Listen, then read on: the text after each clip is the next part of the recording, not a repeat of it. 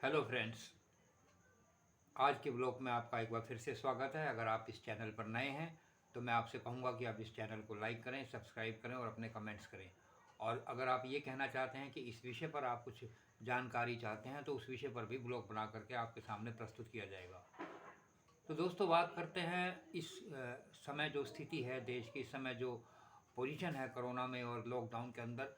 और हम बड़ी आसानी से जब हम अखबारों में पढ़ते हैं, देखते हैं कि ओहो, मुकेश अंबानी ने इतना पैसा दिया, रतन टाटा ने इतना पैसा दिया या किसी और ने इतना पैसा दिया, तो हम अक्सर ये बात बड़ी आसानी से कह देते हैं क्या हो गया, समुंदर में से अगर 2 लोटे पानी निकाल भी लिया तो क्या हो गया। ऐसा नहीं है दोस्त, पैसा देना हर किसी के बस की बात नहीं है। अगर आपके हाथ में 1 लाख रुपया है तो बहुत मुश्किल होता है कि आप 1,000 रुपया डोनेट कर दें। आपके हाथ में 10 लाख रुपए हैं तो बहुत मुश्किल होता है कि आप 1 लाख रुपए डोनेट कर दें। इसी तरह से अगर आपके हाथ में 1 करोड़ रुपए है तो 10 लाख डोनेट करना या 1 लाख डोनेट, वो आपके लिए तो, दुनिया के लिए तो वो भी एक लोटा ही है, एक बूंद पानी है आपके लिए। लेकिन आसान नहीं होता और हम बड़ी आसानी से कह देते हैं क्या हुआ।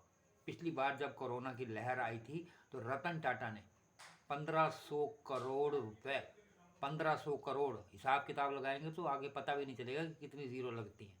1500 करोड़ रुपए पीएम केयर्स फंड में दिए थे। आसान नहीं है। और अब इस बार भी देख लो, इस बार भी रतन टाटा पूरी तरीके से लगे हुए हैं। मुकेश अंबानी सबसे पहले मुकेश अंबानी को जब पता चला कि ऑक्सीजन की किल्लत आ रही है तो उसने अपनी जो इंडस्ट्री थी उस इंडस्ट्रीज को, अपनी जो उसकी इंडस्ट्री में ऑक्सीजन बनती थी उसके प्लांट को रोक दिया। उस वो ऑक्सीजन जो औद्योगिक क्षेत्र में काम आती थी उसको रोक करके उसकी मेडिकल ऑक्सीजन में उसको कन्वर्ट किया गया और फिर सरकार को वो ऑक्सीजन उपलब्ध कराई गई। वो ऑक्सीजन उसने महाराष्ट्र में भी भेजी जहाँ सबसे पहले शुरुआत में सेकंड लहर के केस थे। वो उसने गुजरात में भी भेजी जहाँ सबसे ज़्यादा उसके केस थे। इसी तरह से ऐसे बहुत से लोग हैं जिन्होंने अपना योगदान दिया है। रतन टाटा जैसे ने अपने 5 स्टार होटल को कन्वर्ट करके अपना कोविड के बेड में बदल दिया। इस मुकेश अंबानी के और अडानी जैसे लोगों ने भी करोड़ों रुपए डोनेट भी किया, ऑक्सीजन की सप्लाई में भी अपना योगदान दिया। अब ब्लैक फंगस में भी उभरती बीमारी के लिए अपना योगदान दे रहे हैं। जिस तरह से आर्थिक योगदान हो सकता है या बीमारी का या दवाइयों का या इंजेक्शन का, जैसा भी योगदान हो सकता है। रतन टाटा जैसों ने जब पता चला कि ऑक्सीजन की कमी है तो अपने जो टाटा, उसका जो मोटर्स का ग्रुप है उसको रोक करके उस प्लांट के अंदर जो औद्योगिक घरानों को सप्लाई करने वाली ऑक्सीजन बनती थी उस ऑक्सीजन को कन्वर्ट कर करके मेडिकल ऑक्सीजन में कन्वर्ट किया गया और हॉस्पिटलों में उपलब्ध कराई गई। अडानी ग्रुप जैसे लोग करे हुए, जिंदल स्टील, जिंदल ग्रुप जो स्टील बनाता है, उसने उसने अपने ऑक्सीजन के प्लांट को मेडिकल ऑक्सीजन में कन्वर्ट करा करके कहाँ कहाँ भेजी। तो ये भेजी गई ऑक्सीजन किसी तरीके से हम ये नहीं कह सकते कि वो किसी हिंदू के काम आ रही है, किसी मुसलमान के काम आ रही है, किसी सिख के वो ऑक्सीजन हर एक इंसान के काम आ रही है, हर एक बीमार व्यक्ति के काम आ रही है, हर एक उस व्यक्ति के काम आ रही है जो ऑक्सीजन का हकदार है।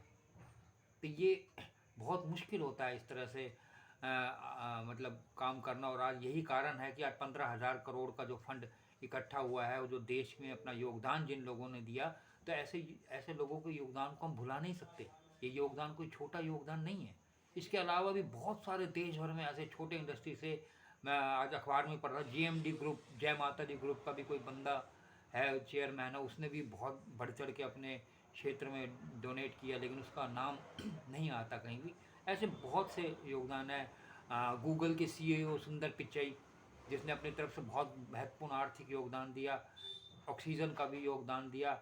और अपना अगर हम अपने शहरों की बात करें, अपने अपने क्षेत्र की बात करते हैं, तो हमारे क्षेत्र में जब पहली कोरोना की लहर आई थी, जिस समय लोगों को फर्स्ट टाइम लोगों ने लॉकडाउन फेस किया था, एकदम से संपूर्ण लॉकडाउन लग गया था, तो घर घर में खाना पहुंचाने का काम श्याम मित्र मंडल जैसे ग्रुप ने, हमारे ही शहर के श्याम मित्र मंडल जैसे ग्रुप ने बहुत बढ़ चढ़ के हिस्सा लिया था।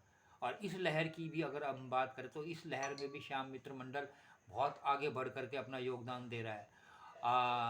माइल्स टू एजुकेट नाम की जो संस्था है, सामाजिक संस्था है जो लोगों में योगदान करती है, उसने फटाक से ये इंतज़ाम किया कि कहाँ ऑक्सीजन खाली है, कहाँ हॉस्पिटल में बेड खाली है, फ़ोन करें, इस नंबर पर संपर्क करें, यहाँ आपको बेड मिल सकता है, यहाँ ऑक्सीजन मिल सकती है।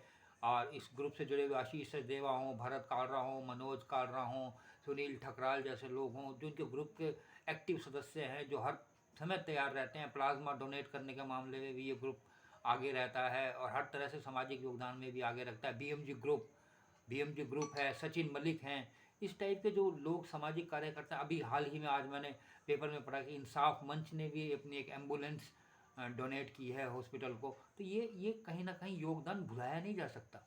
ये आसान नहीं है योगदान। हमारे लिए कह देना बहुत आसान होता है कि अगर किसी औद्योगिक घराने ने करोड़ों रुपए दिया तो क्या फ़र्क पड़ गया। फ़र्क पड़ता है भाई। ऐसे योगदान को इतिहास के स्वर्ण अक्षरों में लिखा जाएगा।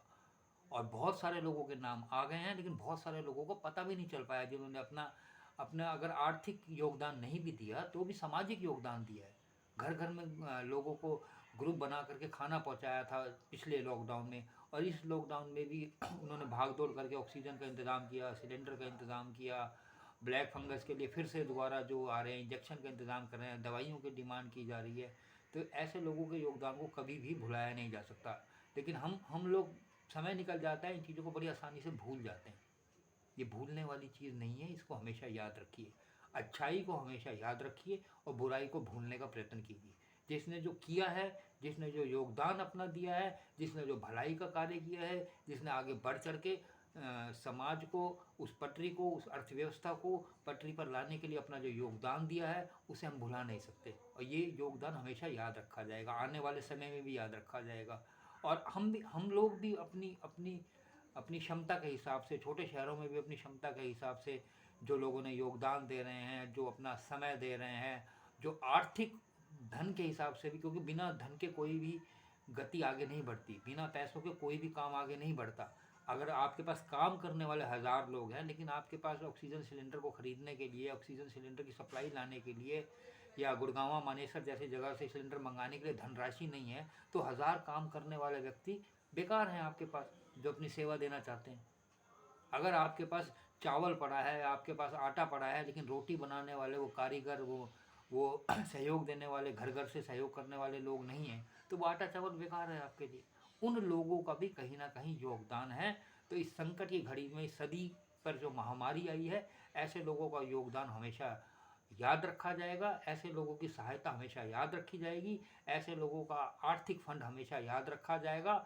और जब भी ज़रूरत पड़ती है तो ये लोग हमेशा आगे आते हैं, चाहे वो जिंदल ग्रुप हो, टाटा ग्रुप हो, अंबानी ग्रुप हो, अडानी ग्रुप हो, गूगल के सीईओ हों, और अपना इसके अलावा बहुत सारी एमएनसी अदर कंपनीज, कंप्यूटरी कंपनी HCL हो, या इस टाइप के बहुत सारे नाम हैं। और वो देश के छोटे छोटे शहरों में भी फैले हुए हैं। हर एक का नाम लेना आसान नहीं है, लेकिन हम फिर भी ये कहेंगे कि हाँ, जिनका योगदान है, जिन्होंने सहायता की है, उनको हम योगदान रखें। अगर आपको मेरी बात अच्छी लगती है तो मेरे इस वीडियो को शेयर करें, लाइक करें, कमेंट करें, और बताएं किस विषय पर आप सुनना चाहते हैं, किस विषय की जानकारी आपको चाहिए। तो मेरे इस चैनल को सब्सक्राइब करें। इतना ही आपसे अनुरोध करूँगा, ताकि मेरी ये बात आगे भी लाखों लोगों तक पहुँचे, करोड़ों लोगों तक पहुँचे, और इस बात के ज़रिए हम आगे भी अच्छे अच्छे व्लॉग्स बना करके आपके सामने प्रस्तुत करते रहें। आज के लिए बस इतना ही। धन्यवाद।